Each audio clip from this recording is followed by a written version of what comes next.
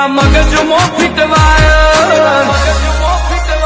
અમે નોની ઉંમરે જે કરી બેઠા એ તો તારી પેઢીઓનું ડિઝાયર અમે